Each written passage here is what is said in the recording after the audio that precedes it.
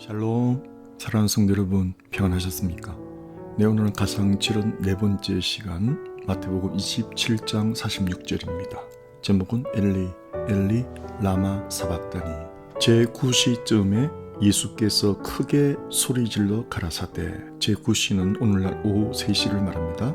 오후 3시, 십자가에 아침 9시에 달리셔서 오후 3시까지 6시간을 그 끔찍한 뜨거운 태양 아래 채찍 맞아 살까지 터지고 뼈가 다 나오도록 맞은 그 몸에 가시면류관에서 이마에서 피가 철철철 흘러내리고 양손 양발에서 피가 철철철 흘러내리고 온몸에 피 범벅이 고문당한 피가 굳어져서 아주 보랏빛으로, 그래서 보랏빛은 고난의 상징색이에요. 멍이 든 색깔, 피가 말라버린 색깔, 멍이 든 색깔이 보라색.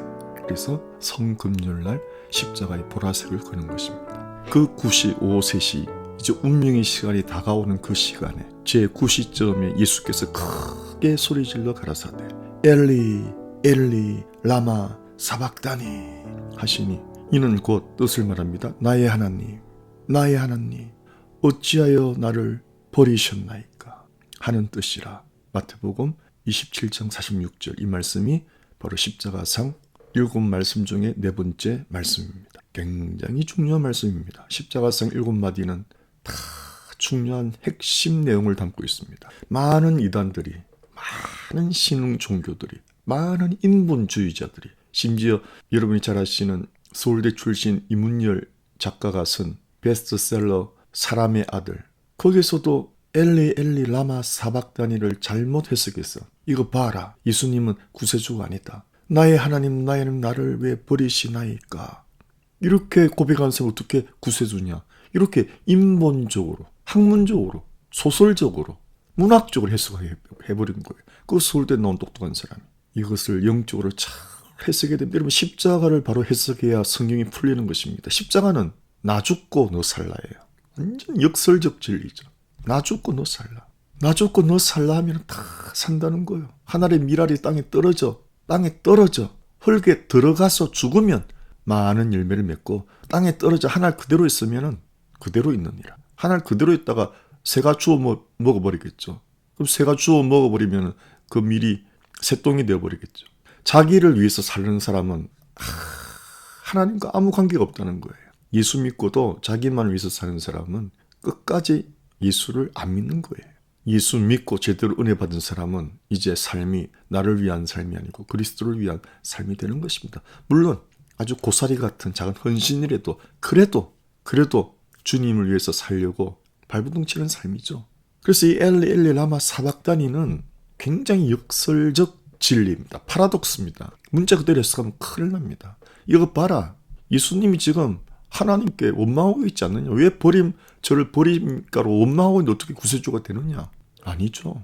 이것은 예수님이 우리 인류의 죄를 다 뒤집어 쓴 상태이기 때문에 모든 죄를 뒤집어 쓴 상태에서 고백하는 거예요. 그리고 놀랍게도 예수님 항상 하나님을 아버지로 말씀하셨어요. 하늘에 계신 우리 아버지요. 주기도문도 소개시켜 주실 때 하나님을 아버지라고 소개시켜 준 분이에요. 구약 성경에는 하나님을 아버지라고 몇 번밖에 나오지 않습니다. 3번밖에 안 나옵니다. 이사야서에서 딱 3번이에요. 그런데 신약에서는 예수님이 하나님을 아버지라고 많이 표현하십니다. 여러분, 모든 종교 중에서 자기가 믿는 신을 아버지라고 부르는 건 기독교밖에 없어요. 얼마나, 이것은 여러분 혈육의 아버지 그 이상입니다. 그래서 여러분, 고아들도 하나님 아버지를 만나면, 예수를 믿고 하나님 아버지를 만나면 더 이상 고아가 아닌 거예요.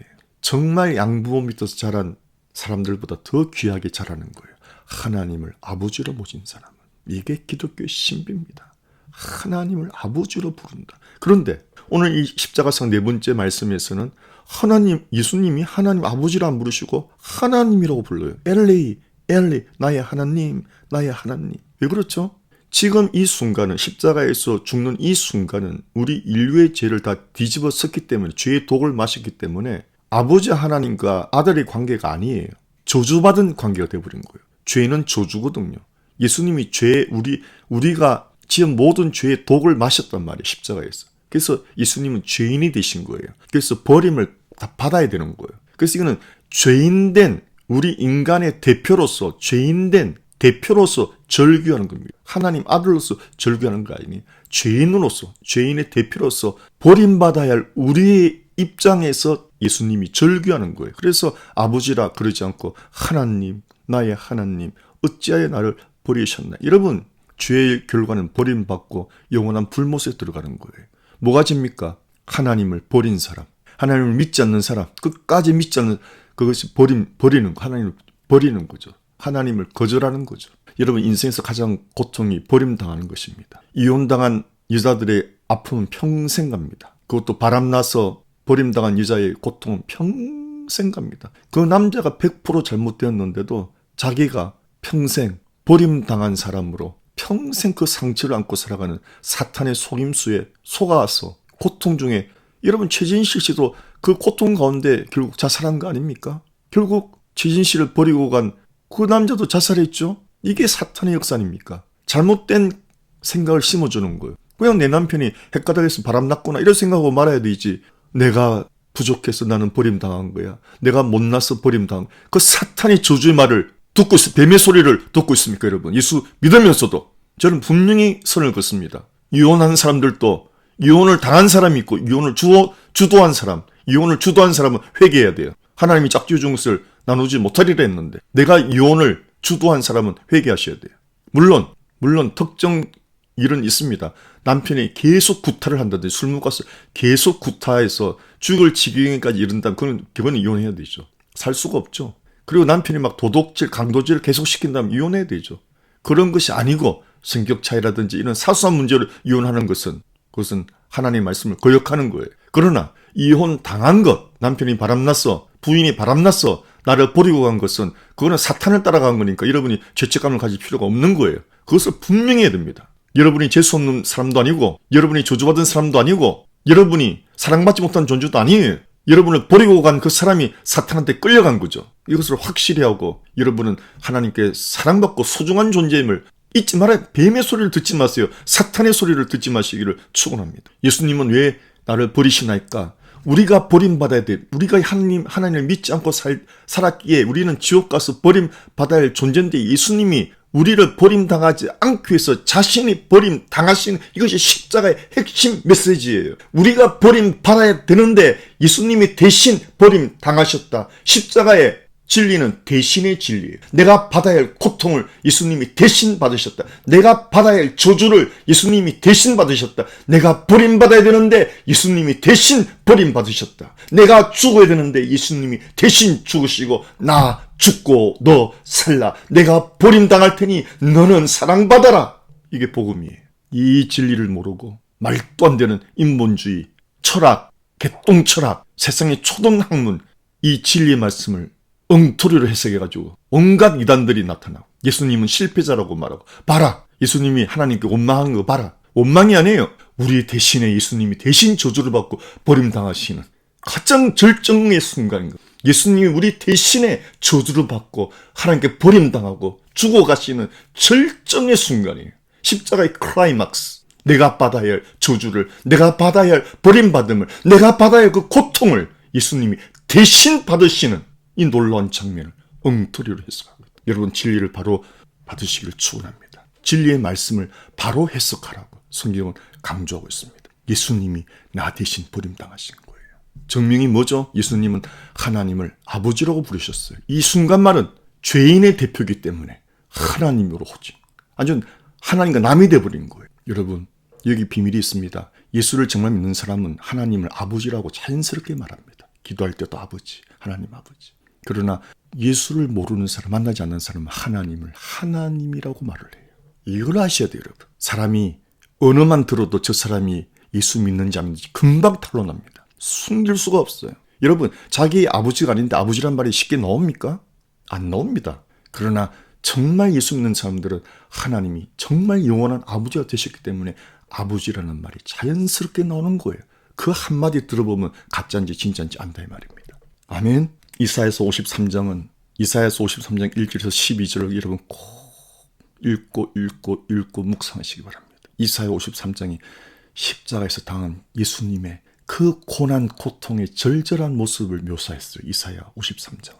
이것은 정말 자주 읽으시기 바랍니다. 이사야 53장 3절에 그는 멸시를 받아, 우리 대신 멸시를 받아 사람들에게 버림받았고 하나님께도 버림받았는 거예요. 그래서 여러분들은 이제 버림받은 존재가 아니에요. 여러분이 이혼을 당했건 친구로부터 배신을 당했건 사기를 당했건 여러분이 버림당한 거 아니에요. 그 사람들은 악마들을 따라간 거죠. 여러분은, 하나님을 믿는 여러분들은 하나님의 존귀한 자녀고 하나님으로부터 영접받은다, 받아들여진 바 된 존재.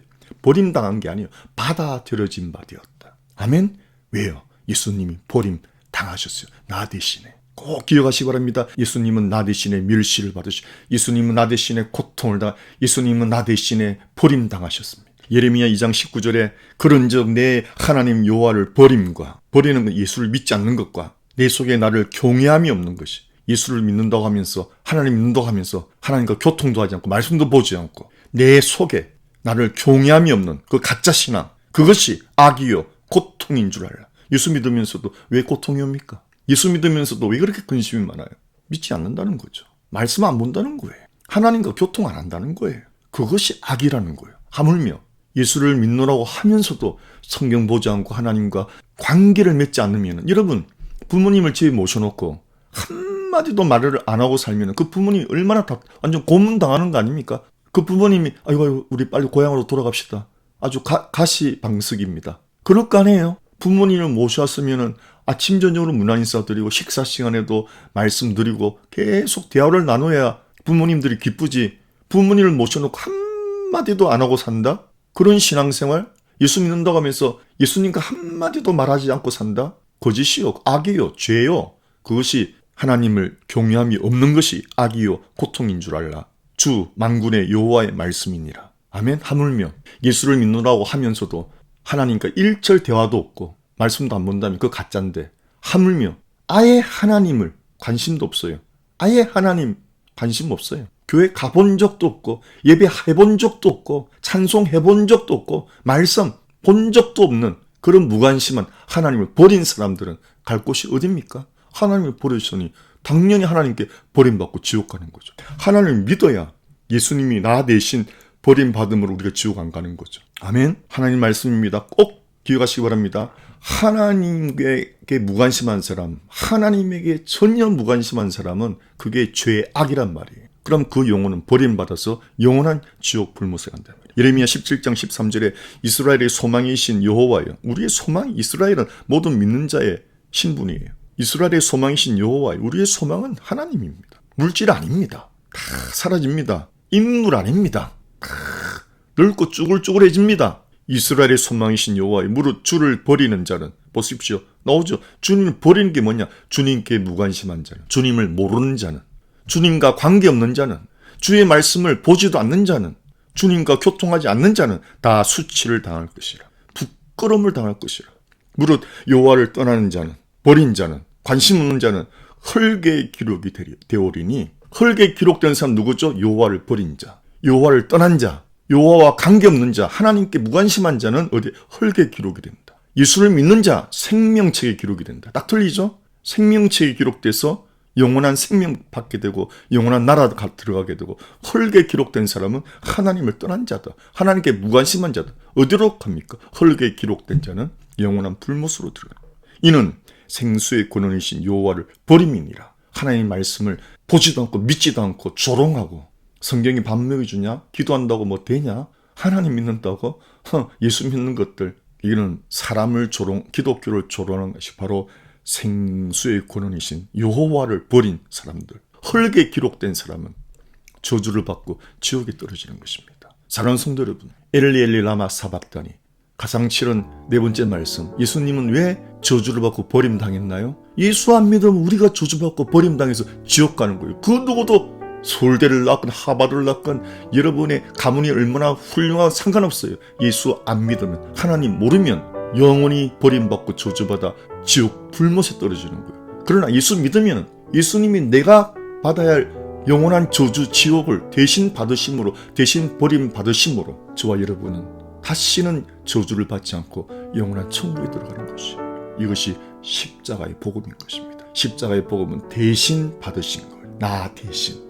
고통당하시고, 나 대신 저주받으시고, 나 대신 버림받으시고, 나 대신 고통당하시고, 나 대신 수치와 조롱, 모욕당하시고, 그러므로 여러분은 사람이 조롱과 모욕에도 예수님처럼 평정심을 잃지 마시길 축원합니다. 예수님은 조롱과 모욕과 조롱, 심한 비난 앞에 한마디도 안 하셨습니다. 오직 예수를 믿는 자에게 반응을 보이셨어요. 내가 오늘 나와 함께 낙원에 있으리라. 여러분도 예수를 믿는다면, 십자가를 믿는다면 사람들의 조롱, 사람들의 무시, 사람들의 칭찬, 사람들의 아부, 그런데 흔들리지 마시기를 주의 이름으로 축원합니다. 샬롬.